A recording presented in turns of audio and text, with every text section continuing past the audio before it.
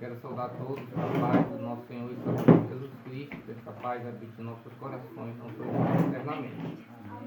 Nós iremos estudar hoje, nesta manhã, pelo dia do Senhor Jesus, no sábado, um tema muito interessante para nós, falando a respeito dos símbolos do primeiro advento de Cristo. Né? Então, como nós sabemos, foram instituídos vários símbolos. Aí nós iremos dar início aqui falando do principal símbolo, que foi o cordeiro. Né? Então, aqui no livro do Gênesis, capítulo 4, versículo 4 e 5. Gênesis capítulo 4, versos 4 e 5. Vamos ler a palavra de Deus em honra ao Senhor. Abel, por sua vez,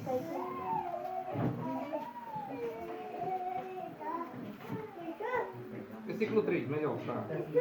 Aconteceu que no fim de uns tempos, trouxe Caim do fruto da terra uma oferta ao Senhor. Abel, por sua vez, trouxe das primícias do seu trabalho e da gordura deste agradou-se o Senhor, de Abel e de sua oferta. Amém? Não pode sentar para a vontade. Então vemos aqui, queridos irmãos, que esses dois textos bíblicos que nós lemos, eles são o primeiro a nos informar sobre a importância destes símbolos que foram instituídos pelo próprio Senhor. Aqui, como nós lemos, Abel, juntamente com seu irmão Caim, eles foram apresentar ao Senhor uma oferta.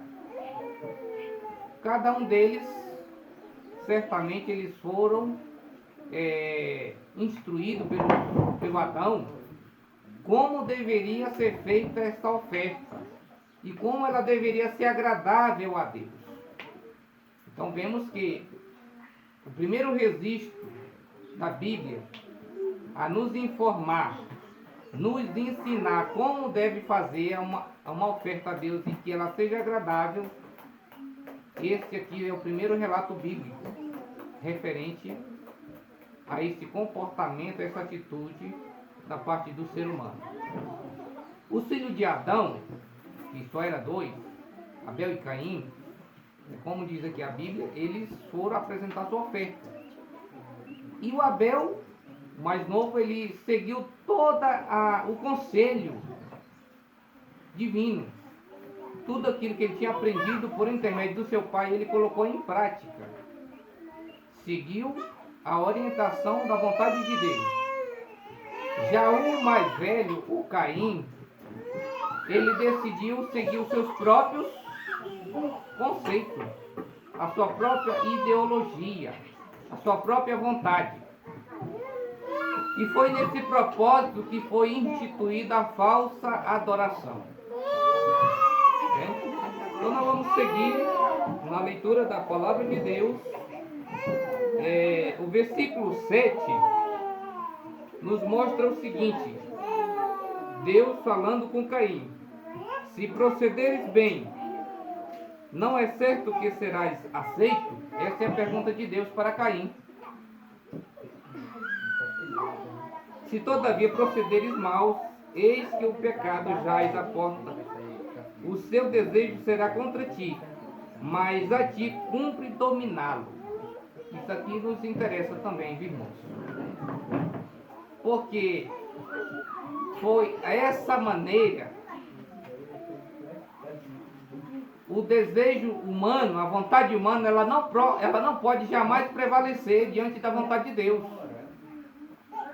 E Caim permitiu que a vontade humana, que a sua própria vontade viesse a superar, a ter supremacia sobre a vontade de Deus. A história e a palavra de Deus nos diz que quando nós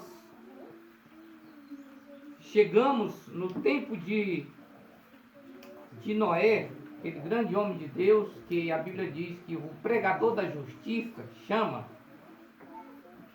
a humanidade tinha chegado ao extremo por conta da iniquidade, do pecado, da desobediência. E o Senhor Deus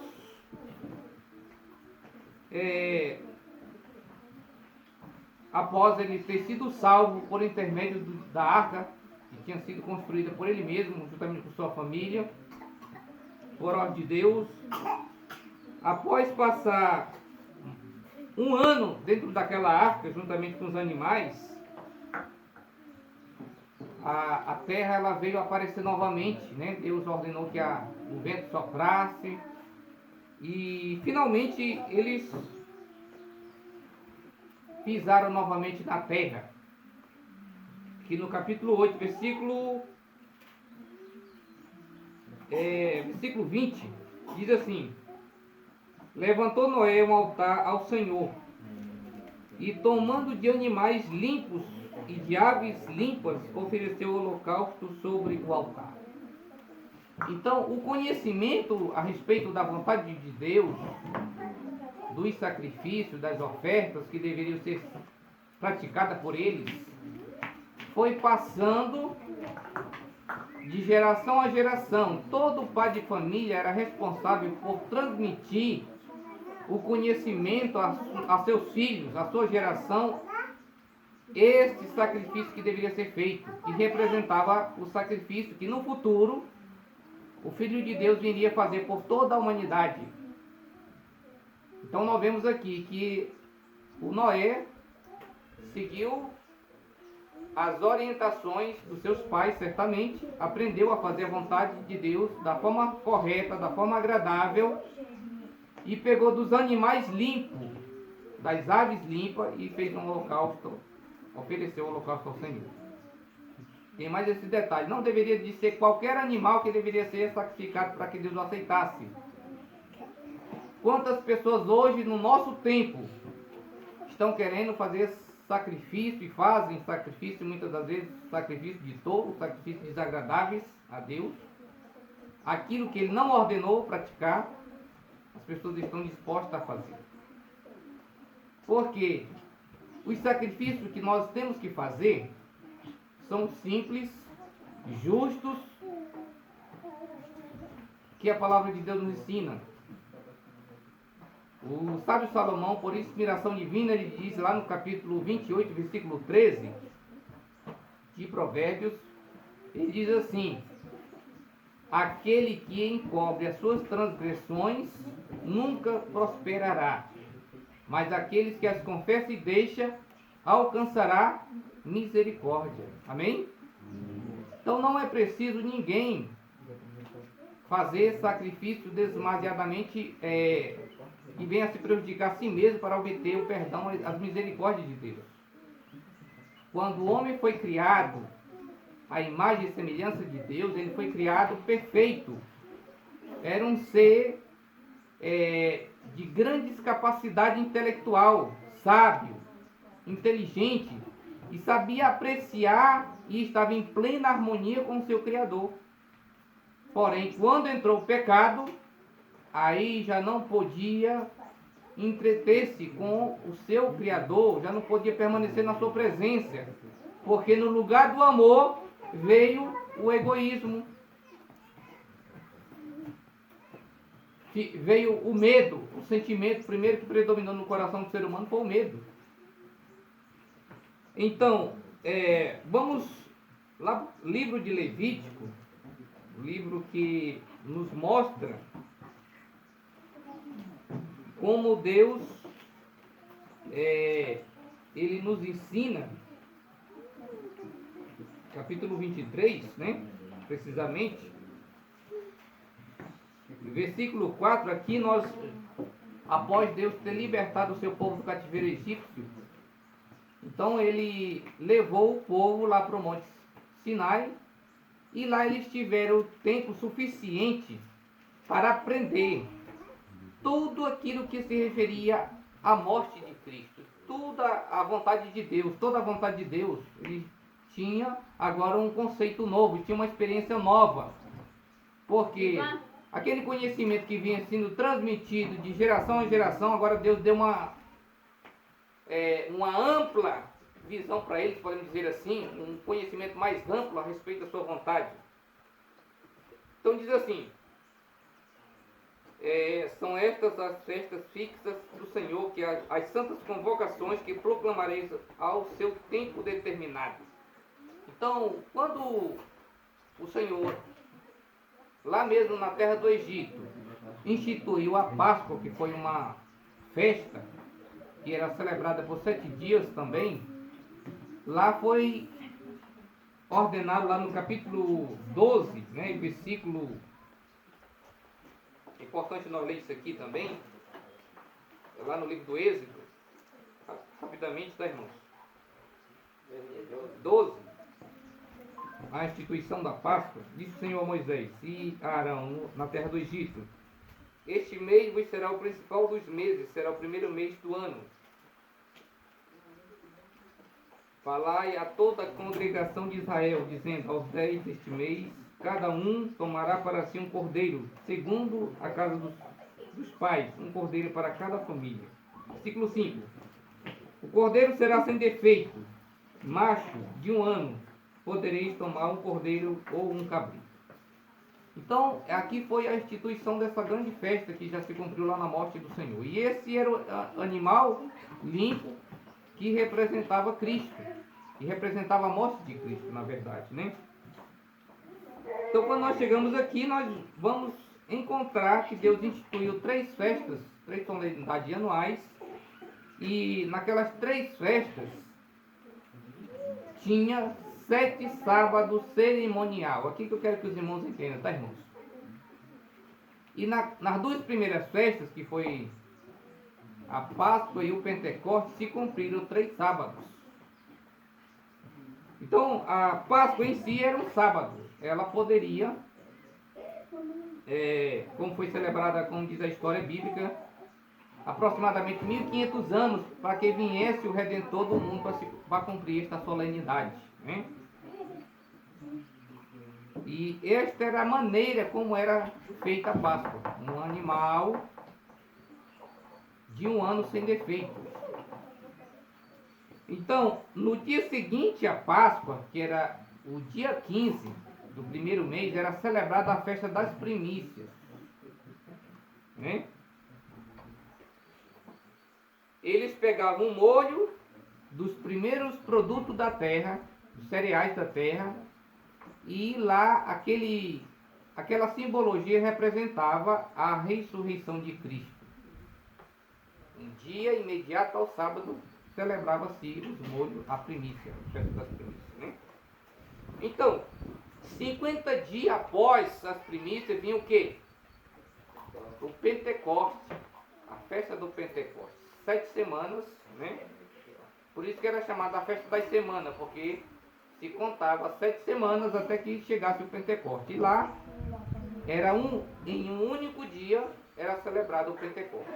Quando foi que se cumpriu o Pentecostes? A descida do Espírito Santo após a morte de Cristo, que era na Páscoa. Jesus cumpriu a Páscoa, foi na sua morte. Então, após a Páscoa, se contaram 50 dias até que veio a se cumprir o Pentecostes, já com os apóstolos, né? Então aqui o cumprimento dessa simbologia do primeiro advento de Cristo se cumpriu dessa forma, no mesmo dia, da mesma maneira, do modo como Deus ordenou, se cumpriu literalmente todos os símbolos referentes ao primeiro advento, né? Então, queridos, vemos que na primeira vinda de Cristo, nós encontramos na Bíblia muitas formas deles, que foi ordenado por Deus, deles seguir as orientações da palavra do Senhor. Eu quero ler um texto aqui no livro Lucas, né? Você vê que a justiça de Deus, sendo muito grande, né? Não era todo mundo que podia oferecer um animal como o cordeiro ou mesmo um novilho, né? Existiam pessoas pobres, como sempre existiu, que Deus aceitava uma ave, como por exemplo, um pombo ou uma rolinha, essas que vivem por aí, na selva, né? Na mata, enfim. E Jesus Cristo, quando nasceu, aqui no livro de Lucas, né? O capítulo 3, precisamente, Jesus, aqui nós vemos como foi que aconteceu, né? O capítulo 2 e o versículo 22 a 24. Alguém pode ler aí, por favor? E cumprindo-se os dias da purificação dela, segundo a lei de Moisés, o levaram a Jerusalém para o apresentarem ao Senhor, segundo o que está escrito na lei do Senhor. Todo macho primogênito será consagrado ao Senhor, e para darem a oferta segundo disposto na lei do Senhor, um par de rolas ou 2 pombinhos. Muito bem, amém? Obrigado, irmão. Então vemos aqui que a família, os pais de Jesus, qual foram as aves que eles levaram? Quando o sacerdote viu aquela família pobre trazendo um par de pombo, o que foi que ele pensou? É mais um coitado que vem apresentar ao Senhor mal feito, não é assim que o ser humano pensa? Nunca ele imaginou que ali seria o príncipe da vida, o salvador do mundo.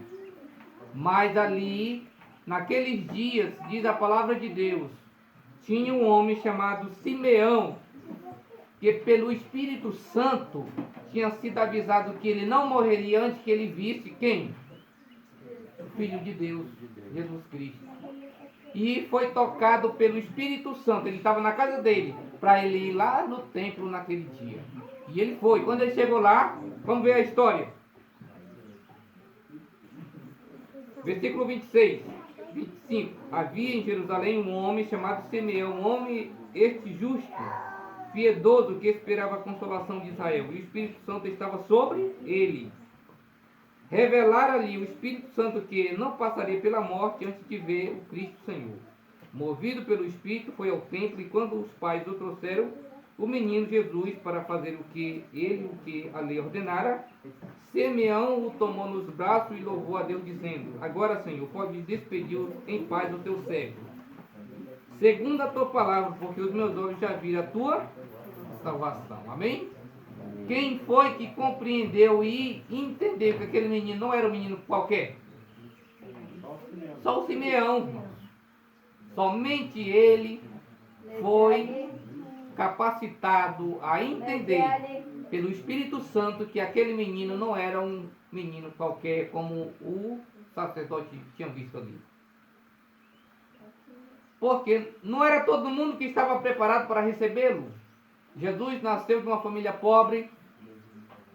A profecia de Isaías tinha cumprido literalmente aqui, né? O profeta Isaías tinha mencionado que ele seria rejeitado, não é isso? E outros profetas falaram a respeito do nascimento de Cristo.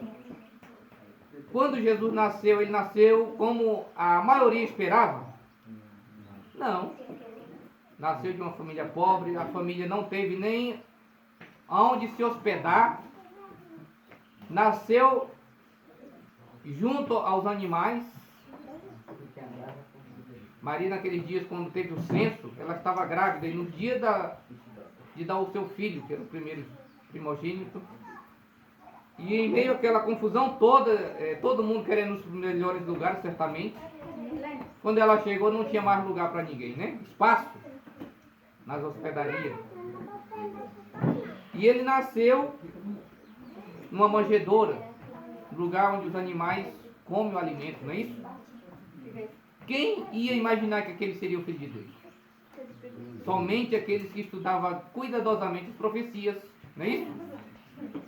Porque o povo daquele tempo, eles esperavam que o Messias viesse nascer como? A descendência de quem? Dos reis, dos governadores, né? Ser um homem rico, não é isso? E como ele nasceu dessa maneira, dessa forma, aí a decepção foi grande, não é isso? Então, os pobres, eles não podiam oferecer um boi, um carneiro, porque não tinha. Mas podia oferecer o quê? Uma rolinha, né?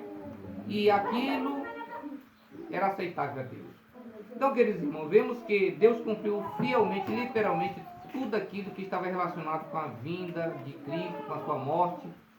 E nós temos muito que aprender sobre a simbologia, né, daquilo que Deus determinou. Então, que Deus nos abençoe e que nos faça compreender plenamente a sua palavra em nossos corações, tá bem?